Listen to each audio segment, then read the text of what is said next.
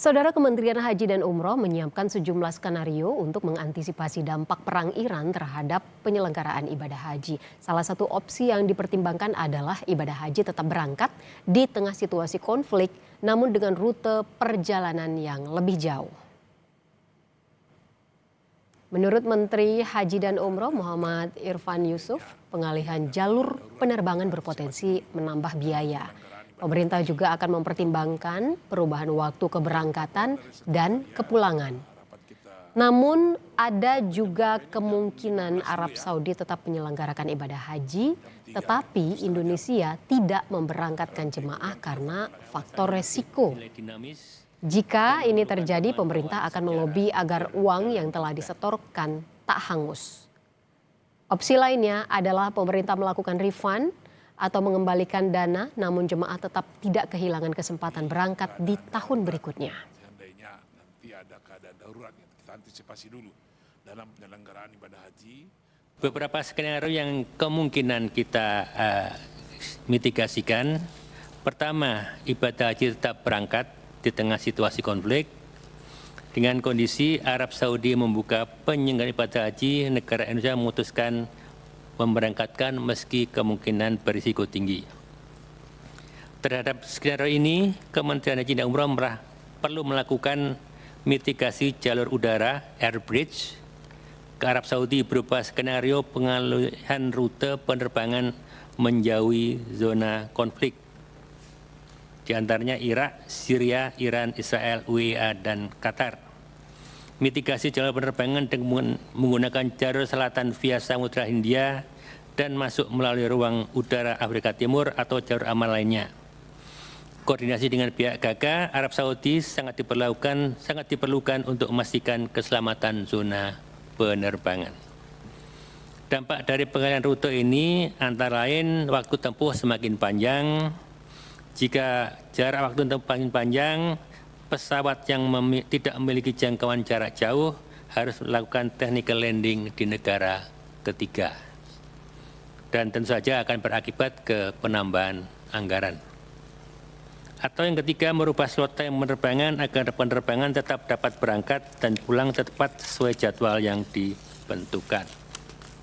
Keempat, tentu seperti yang saya sampaikan tadi, berpotensi menambah biaya penerbangan akibat adanya penambahan jarak dan waktu tempuh karena pengalihan rute penerbangan.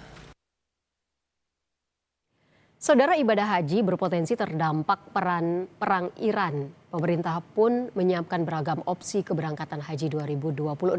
Kami pun menyoroti lebih dalam terkait hal ini dalam Breaking News Kompas TV saat ini. Saudara, bagi Anda yang memiliki pertanyaan kepada Kementerian Haji dan Umroh seputar seperti apa dampak perang Iran ini bagi jemaah haji Indonesia, Anda bisa langsung menghubungi nomor telepon interaktif kami 53660 500 atau 53661313 seperti yang tertera di layar televisi Anda selama breaking news berlangsung saat ini. Dan saudara, untuk membahas lebih jauh bagaimana nasib jemaah haji Indonesia di tengah perang Iran yang masih berlangsung, sudah bergabung bersama Kompas TV juru bicara Kementerian Haji dan Umroh Ihsan Marsha. Assalamualaikum, selamat siang Mas Ihsan.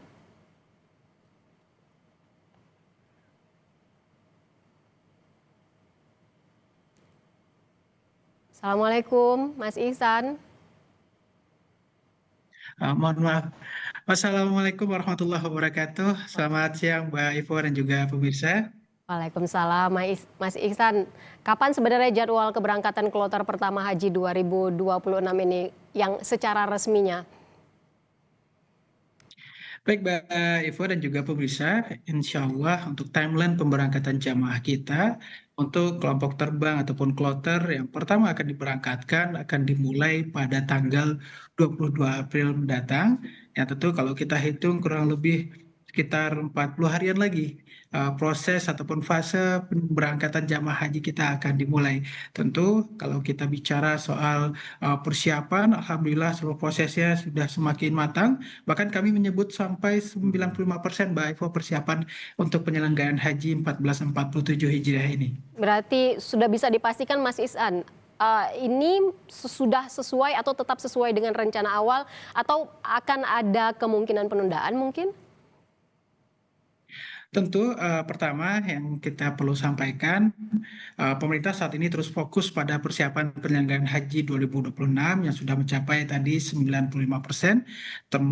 Semua komponen utama mulai dari layanan-layanan transportasi, akomodasi, konsumsi hingga kesiapan petugas haji sudah berjalan sesuai rencana, Mbak Ivo dan juga pemirsa. Dan tentu di sisi lain kita juga terus memantau secara serius perkembangan konflik di Timur Tengah termasuk eskalasi di kawasan. Karena itu pemerintah juga telah menyiapkan sejumlah skenario mitigasi khususnya pada aspek-aspek yang berkaitan langsung nanti ya berkaitan dengan apakah itu transportasi udara, penerbangan dan juga aspek yang paling pertama dan paling utama yakni berkaitan dengan aspek perlindungan dan juga keselamatan jamaah.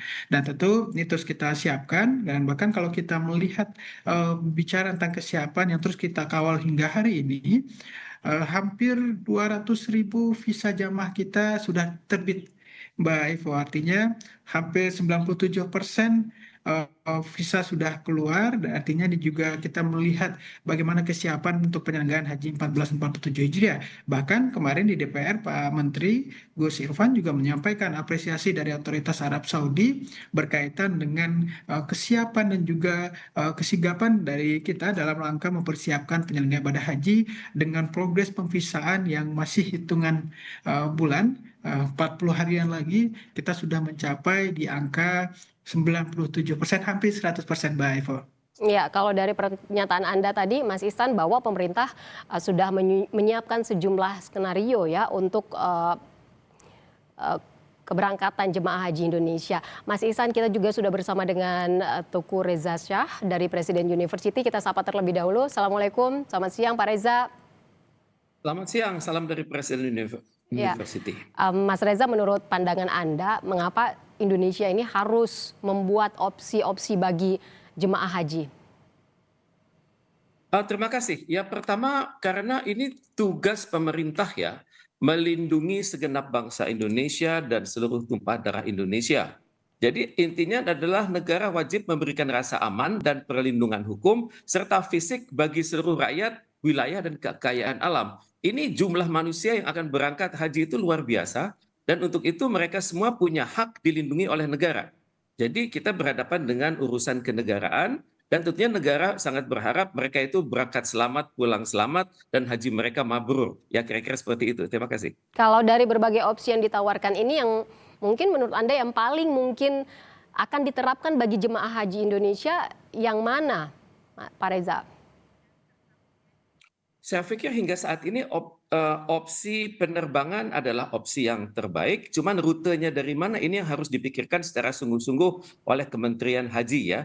Karena bagaimanapun ini ada harga ekonomi yang harus dibayar. Kemudian juga kalau krisis dampak dari agresi Amerika Serikat dan Israel ini ke Iran masih berkelanjutan, maka tentunya kita harus berpikir ulang. Mungkin direct flight yang ada sekarang itu harus dirubah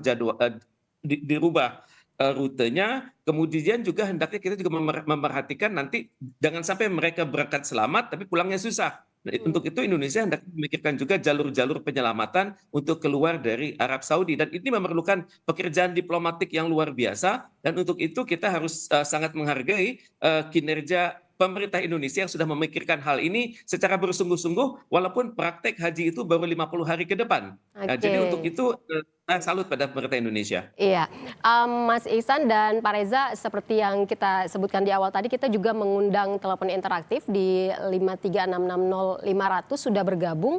Di Kompas TV ada Ibu Lilis dari Tangerang, Banten. Selamat siang, Assalamualaikum Ibu Lilis. Selamat siang, waalaikumsalam. Ya, silakan apa yang ingin ditanyakan, Bu Lilis? Iya, saya ingin bertanya yang untuk Kementerian Haji dan Umroh. Satu, saya sebagai calon haji 2006, kloter 3, yang dijadwalkan berangkat tanggal 22 April. Apakah ada kemungkinan keberangkatan atau saya ditunda? Dua, bila benar ditunda, bagaimana sistem kuotanya apakah yang tertunda tahun ini otomatis akan dapat kuota tahun depan di 2027? Mohon penjelasannya. Ya. Terima kasih. Terima kasih Bu Lilis, sepertinya ada suara kesedihan ya, khawatir tidak berangkat ibadah haji tahun ini. Silakan mungkin bisa langsung dijawab Mas Ihsan. Baik, terima kasih Mbak Ivo dan juga Bu Lilis dari Tangerang, termasuk kloter pertama, pemberangkatan pertama dari di tanggal 22. Tentu perlu kami sampaikan, Bu Lilis dan juga seluruh jamaah haji Indonesia yang insya Allah akan diberangkatkan di tahun ini. Pada kesempatan kali ini kami juga ingin menyampaikan bahwa pemerintah terus menghadirkan, terus mempersiapkan segala hal berkaitan dengan penyelenggaraan ibadah haji, termasuk tadi kita sudah menyebut bahkan persiapan sudah 95%. Bahkan visa Bapak Ibu jemaah sudah mulai terbit dan itu terus kita kawal. Mas Ihsan, kalau Dan kita ada komunikasi intensif. silakan Mas Ihsan dilanjut. Siap. Dan insya Allah pada tahun ini dan juga tentu berkaitan dengan mekanisme keberangkatan, kita terus mempertimbangkan Bu Lilis berkaitan dengan mitigasi dan skenario, termasuk memang kalau ada kemungkinan yang naudzubillah yang terjadi, sehingga tadi disampaikan jika ada penundaan, tentu jamaah yang sedianya berangkat di tahun ini tentu akan menjadi prioritas keberangkatan di tahun berikutnya. Tentu ini sudah menjadi pedoman dalam konteks bagaimana pengaturan pemberangkatan jamaah. Tentu ini menjadi prioritas kita di Kementerian Haji dalam memberangkatkan jamaah haji ke Tanah Suci. Mbak Ivo. Ya, Mas Ihsan, kalau dilihat dari bukan cuma Ibu Lilis mungkin ya yang khawatir tidak bisa berangkat pada penyelenggaraan ibadah haji tahun ini. Mas Ihsan, seperti apa sosialisasi atau janji yang bisa diberikan Kementerian Haji dan Umroh atau pemerintah dalam hal ini agar tidak ada rasa kekhawatiran bagi calon jemaah haji yang akan berangkat? Tapi nanti akan dijawab Mas Ihsan usai jeda. Saudara tetaplah bersama kami di Breaking News Kompas TV.